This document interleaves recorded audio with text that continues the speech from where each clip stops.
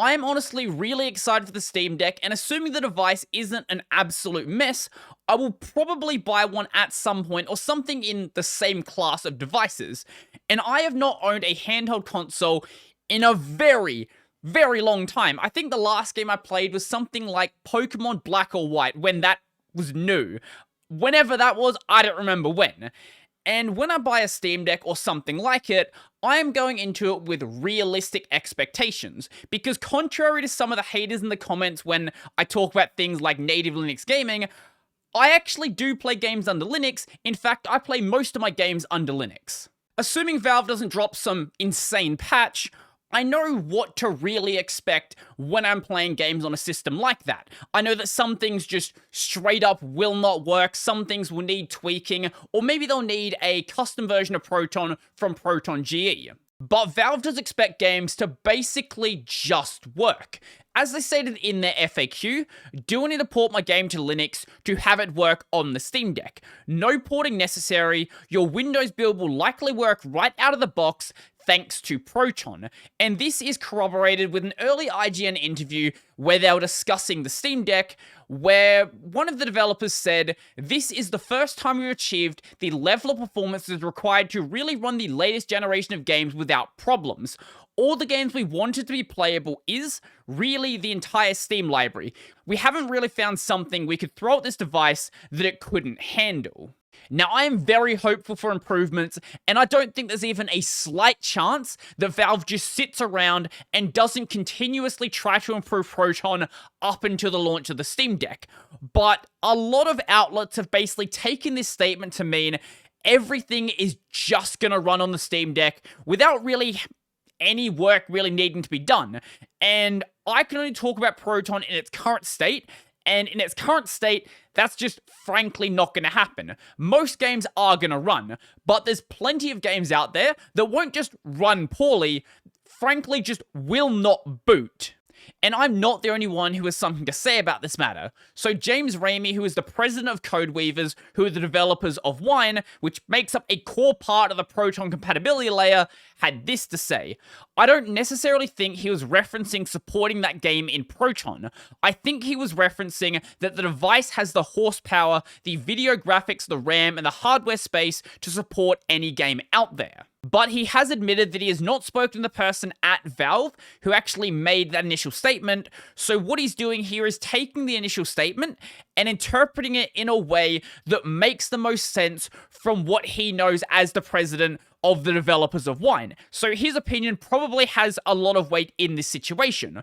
But Valve has a slightly different opinion on the matter. So Lawrence Young, a developer at Valve, has this to say. This statement was made during an interview last month where PC Gamer was asking about how Proton was shaping up. So he said, "Something that we said earlier on is that we really want the entire library to work.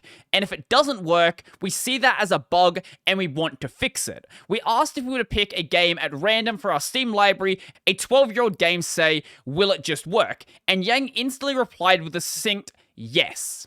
Now, this is a really weird situation that I can understand why a lot of people got very, very confused about. So, this statement right here does not guarantee that every single thing is going to work under Proton. In fact, if we take a 12-year-old game on Steam, it's very likely not to work under Windows 10, or if you're watching this a couple of months in the future, on Windows 11. So Wine is a Windows compatibility layer, it is not a Windows 10 compatibility layer. What I mean by this is it does have Windows 10 support, obviously, but it also supports Windows 8, Windows 7, Windows XP, and games that are that old are going to be made on some of these older operating systems where they may not work on something a bit newer. So saying a 12-year-old game is going to work inside a Proton doesn't really make the argument you're trying to make. If you say, can I play something like Apex Legends or PUBG or Destiny 2, games that do not work under Proton, that is a very, very different statement. All that in consideration though, I do think this is a good developer mindset to have about Proton. One of the problems that we're seeing with the Steam Deck marketing is the guys doing all of the interviews other developers. Now, that's a good thing for people like me who actually want to know about what's actually happening with the hardware. That's great. The problem with developers, though, is they're not exactly good at being marketers, and will say things that make sense from a developer perspective, but don't make sense from, from the average consumer perspective. This mindset of if it doesn't work, that is a bug, has brought us something absolutely amazing with Proton. It launched back in 2018 with about 30 officially supported titles. There were others that did work, but let's just go with 30 because that's what we can confirm. It definitely wasn't like it is nowadays, where over 16,000 titles are confirmed to work.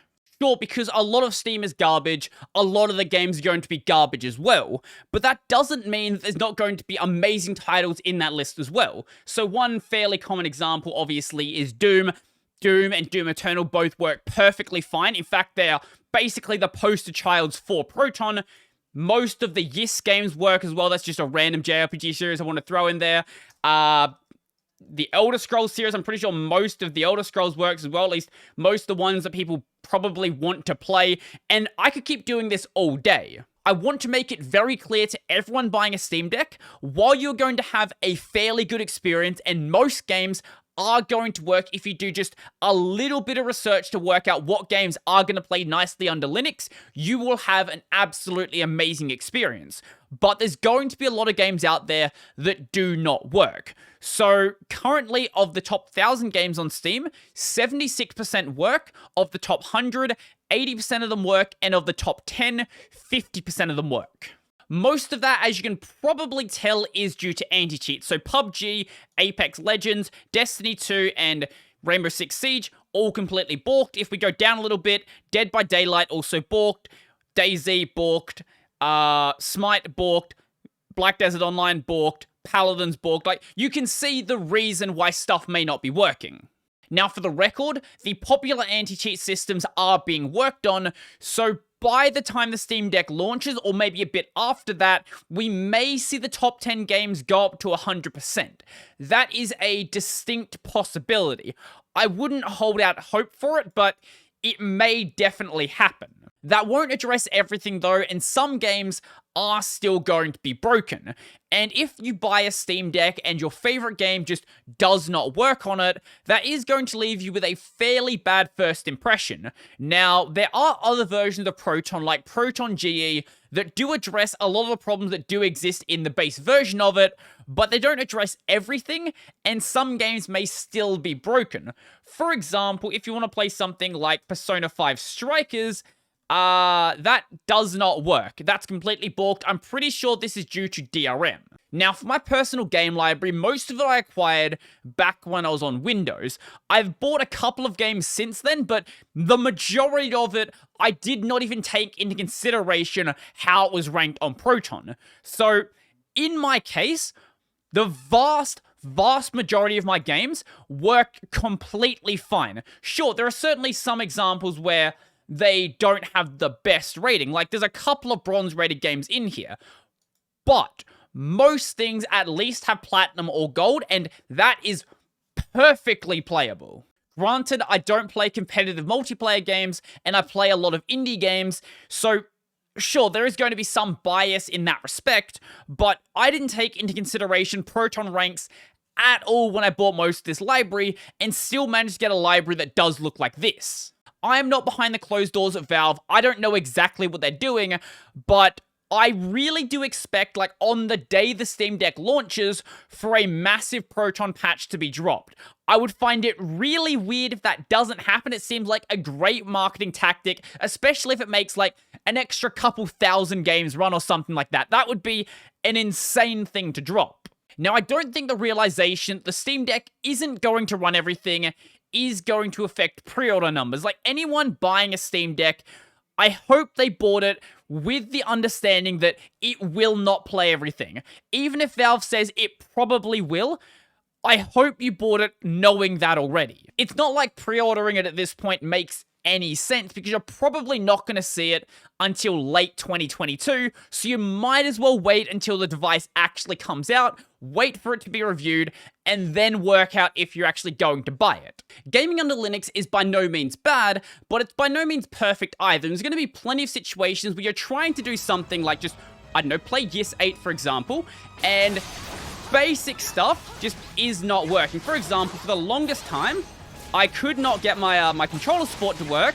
Turns out if I just used a slightly different version of Proton, we would have been fine. I don't know why I didn't try that earlier, but this is the kind of stuff that people buying a Steam Deck probably are not going to think about unless they've actually played games on Linux in the past before. Moral of the story, be realistic with the Steam Deck. So if you like this video and you want to support the channel and become one of these amazing people over here, please go check out my Patreon, subscribe, sell Libera Pay, linked in the description down below. I've got a podcast called Tech Over Tea, available basically anywhere. I've got a gaming channel called Brodie Robertson Plays, where I live stream twice a week, upload about 5 or so YouTube shorts, and this channel is also available over on Odyssey. That's going to be it for me, and I'm out.